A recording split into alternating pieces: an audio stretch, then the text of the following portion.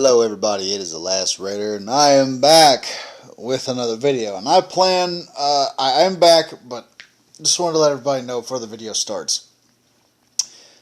Yes, I'm going to continue doing videos. I took a break from having a video deleted, looked at my options, and I am probably going to download this video to Rumble, because I got to looking through it. My wife mentioned Rumble, and she said, she said, Rumble, people can support you without actually forking over money to an extent. Rumble will actually pay me for views and will pay me for people, like actions you take on there without putting any money into the system, apparently will actually send money my direction, which means I could improve the production quality of these videos to an extent. I could probably also do some other things on here, and also Rumble will let me, I've seen the people that are on Rumble, and I'm like, it is nice that you have a free speech platform, but you need an opportunity on Rumble to, people need to put some, to make a competitor to YouTube, you actually have to have some serious entertainment. So,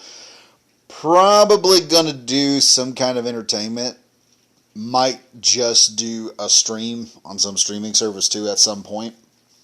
I may attempt to do that on like the weekends, maybe like on a Friday or something like that, do a build stream where I sit there and pick like 3 or 4 subjects and just build crap on Space Engineers, which is the game I love to play right now. When you see everyone who asks me, what is Space Engineers, and then they see what the game is, and they're like, oh, yeah, we see why you like this. So, anyway. Anywho, images for the new Flash movie has come out and started a whole bunch of jokes and laughter and just watching basically Hollywood fail to an extent. Now, I'm not sure what we're looking at. We're looking at what I believe is supposed to be Supergirl or Superwoman, depending on where you're at. They kind of stole some ideas from Spider-Man, it almost looks like. And that's not me saying that as a comic book enthusiast. I know this is actually Laura Kent's costume in the books. I'm just saying a normie is going to see this and go, wow, DC's trying to steal Spider-Man.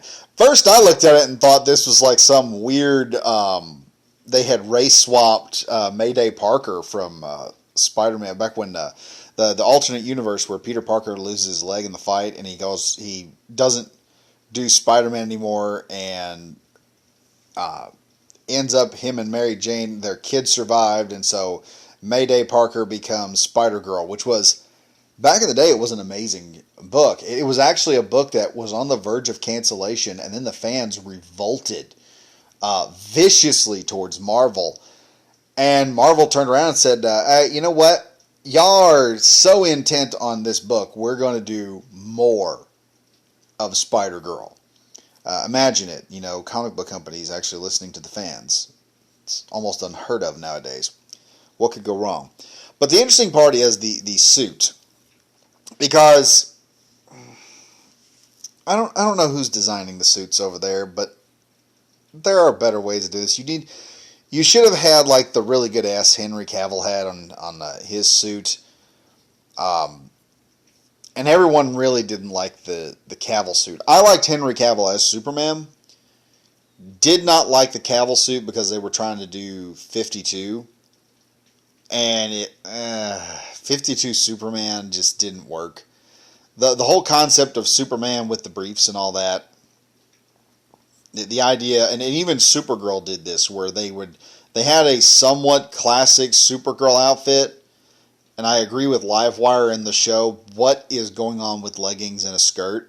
Did not understand that at all. But, and plus Supergirl was supposed to be like a teenager or something. That would have been more fun, kind of a teenage drama in Metropolis. She goes to Metropolis because, Clark decides, hey, you know what, you need to be around other people. You can control your powers, but you need to be around more humans and learn to be more, human. And I would have loved to have seen that. They did this, we're working at the Daily Planet. If you know Supergirl lore also, you know that Supergirl doesn't become a reporter. She actually goes into criminal psychology so that she can try to help people. She can try to get people to stop being criminals. She recognizes that there is a problem on a personal level with these criminals, and so she tries to in a sense, help them and rehabilitate them, which is a very noble goal. In my opinion, it was a downgrade making her a reporter, because there's no reporters nowadays. They're all biased individuals. But people were complaining about the costume and this weird ribbing. And I don't know who the actress is. I'm not critiquing the actress, just letting y'all know. What I'm critiquing is this weird, supposed to be abs, but it doesn't look like it worked very well. And the costume doesn't have the bulges in the right areas. And this has caused some people to say that, this might be a rigging system that they hooked up to the character. I don't think so. Because one thing, they were doing the muscle suit systems. I don't know the particulars of the muscle suit. The muscle suit just makes you look like you're more buff than what you really are. Because even with spandex, and even this material here, even where it's supposed to stretch and form in certain areas, and it does visually look stunning when done correctly. But when you have, when you're trying to shape stuff underneath, there should have been, honestly, you should have went more softer, and it looks like they tried to go harder and tried to go crazier. That was one of the things I didn't understand with Jupiter, with their costumes, was everything was all boxy. Like, Jupiter had, like, the main character had a boxy dick, bulge, and I don't know, I haven't seen the show, but the other chick, she had, like, it looked like Lara Croft on PS1 or something in Tomb Raider, okay? It was just weird and off-putting. And it didn't make them look like superheroes. I don't know why they did that. There may be a reason, I don't know. But for me, personally, it was very off-putting when I saw it. I think that's what they tried to do here. Some idiot who's probably never picked up a comic book thought, oh, she's got to look like an alien. We ought to make like some alien-looking abs for her in this muscle suit. In reality, you didn't need that. The reason I say this is not the harness system is because you can look here and you can see there is not a harness system in the back. But another reason I would say that is because if you look here, this is Dean Cain in The Adventures of Superman and Lois. And you'll notice Dean Cain's wearing like full-on spandex. Spandex, you ask any chick wearing spandex, she'll tell you, you have to go commando almost in some pasties, because she said your Victoria's Secret will become Victoria's Not So Secret, which Victoria's Secret is now. That's going to be a dead company before long, so... Hell, I told my dad that they were going woke, and he said, now be a time to buy into their stock and short them. My memery and bullcrap on the internet is helping him make a buck, probably, so that's the best part of it. I mean, see here with Dean Cain's suit. There's no ribbing or anything. You can't see the harness that's been put in place, and that makes a lot of sense, because this is back, I think in the mid-90s is when they did the Superman show. This is current year. It doesn't make any sense that this should be rigging. I don't think it's rigging. I believe that this is an ab suit. And it's the ab suit of, we've got to make the character look as much of a boy as possible. We've got to make it look as androgynous as we can. So you're sitting there constantly guessing at what the character is. The problem is the things that used to make Marvel, when it came to comic books and women, what made them impressive was, the women, they had big hair, they were busty, they were fit, they were the ideal representation of what a woman should have been. The ideal, almost like a model-like physique. The problem is, that shows human physical perfection, and that's what a superhero is supposed to be. If you take Superman himself, okay, not this Superman, this Superman. You take Superman himself and you look at the old original comic, Superman came from a planet who had human-like beings, that were basically like humans. That's why he looks like a human being. But they were hyper-evolved, meaning that they had evolved on a planet that was many times larger than Earth. And so Superman's strength, his invulnerability, is because he has so much strength. I think Richard Myers was actually talking about this, and he said, at a certain point, because your muscles have to get denser to increase physical strength, if your physical strength reaches a point, he actually theorized, Spider-Man could reach a point of being nearly bulletproof. And someone did the mathematics and said that he was wrong. But with Superman, with the level of strength he's got, he's literally bulletproof simply because the muscle fibers in his body is just so dense and so tight, it's practically like shooting a big block of Kevlar. It's not going to hurt. And in fact, he's probably reaching points of almost steel, like coiled steel cable. And then you put in the concept that his skin is unpenetrable. So you have a high tensile strength coating onto a human being who has muscle fiber with the literal strength of steel. The problem is, like I said, Superman was supposed to look like a human being. He's supposed to be able to pass off because that's what he was. He was a higher evolved form of human. This is not a higher evolved form of human. We're trying to go too much in the alien spectrum. Superman is supposed to be a representation. I think the best way to explain it is Dean Cain when Lois finds out that he's Superman, and he says, "Look, Clark Kent is who I am. Superman is who I can be."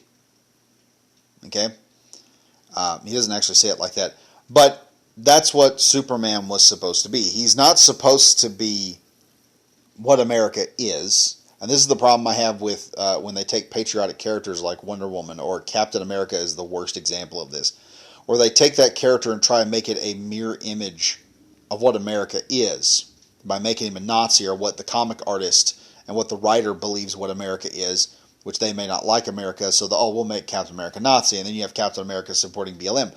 That is not what Captain America is.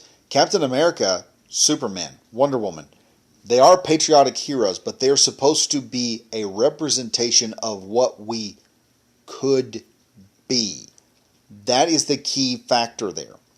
Superman is not a representative of what America is now. He's a representative of what America could be. That strong guy that can go in and just goes in and helps people. He's wealthy in both strength and knowledge and speed, and he's got all this power. You should use it for good. And this was the concept of America. This is the propaganda behind Superman. It's also the propaganda behind Captain America. Steve Rogers is a guy that is understanding, has a decent amount of patience. He is worthy of Thor's hammer because he is a representation of what America wants to become, not what America is. And this is the problem. The problem here with this suit is this is just someone trying to make a quick buck, and they're like, well, we don't really care what the character looks like so long as we can just run it. It's also the Flash costume in Justice League was... I don't understand why you would put metal plates onto a guy who's got to obtain speed, or some kind of plate that looks like metal. You should have had... And the Flash was always the guy I thought, he should have the high-speed suit. That's friction. He should have like a frictionless material suit and good grip shoes that have a high durability, because that's what his power set is. He should be trying to maximize his power. Batman is the same way. Iron Man is the same way. Iron Man's main skill is his mind. So the Iron Man suit makes perfect sense for an inventor superhero, because you would want to put as many gadgets into an armored suit and also make up for the weaknesses. Batman's another prime example. Batman, he has his gadgets. His own suit is built specifically to withstand certain things. Form follows function. Superman, his suit is just a symbol. That's what it's supposed to be. Doesn't have to be. It doesn't make him bulletproof. It doesn't make him invincible. It doesn't help him fly. Superman has that power. What the suit is a symbol. What is it? I think it's Zack Snyder's Man of Steel. Superman mentioned it's the perfect example of the suit is when Henry Cavill says she asks what the S is. He said it's not an S. Where I'm from, it means hope, and that's what Superman is. He's supposed to be like a guardian angel almost. You're in a bad position. Superman flies down from the heavens, and he's the angel that's supposed to he's supposed to be answering the prayer. He's the hero that comes out of nowhere. He can fly, he has super speed. This guy should be able to save you. Nothing's beyond his capability to save you, and that's his sole purpose, is to save and help people who need help. That's what he is. And I'll leave it with this. I remember Christopher Reeve in a conversation talking about Superman when they asked him who Superman was, and he said, he's a friend. He's the guy that you can depend on. He's that big, strong guy that kind of Bucky Barnes in the beginning of Captain America. Now, this is not Christopher Reeves talking. This is me talking. But he's kind of like Bucky Barnes at the beginning. Bucky Barnes is trained military serviceman. Steve Rogers is getting his ass kicked in an alleyway, and Bucky Barnes walks in there and just cold conks the son of a bitch.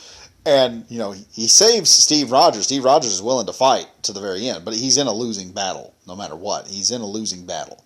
And so Bucky Barnes comes in, and that's what Superman is. He's your friend. He's the guy that comes in there, saves your ass, and he doesn't give you too much smack about it. He's like, hey, at least I could help you out, man. Come on, let's head on down. I'll help you get fixed up and everything. That's why the concept, I like the stories where Superman is catching planes and, talking people off of a ledge. It's probably one of the most superhuman things that Superman has ever done, is talk a person off a ledge. Not force them off, just go up there, talk to them for a minute, and get them to walk off. Even with all that power, Superman understands, there's a time for strength and there's time not. As far as the suit is concerned, like I said, it's someone who doesn't understand the symbolism behind Superman or the Superman mythos. This is not a different, per se, it's not entirely a different character. This is a character, however, that you want to idealize. And here's another thing. You want your character to be a female representation. You would want to put your very best foot forward, not this weird looking costume they got going on here. God. You would want to put something forward that would make women say, I'd like to wear that. Because that's what little girls do sometimes. My little girl, she's 7. She still plays dress up every so often. And she likes doing the costume stuff, And she's got a superhero outfit, and she's told my mom, who asks her, would you like to get this or that? And she'll tell her specifically, she's like, no, I don't think that looks pretty.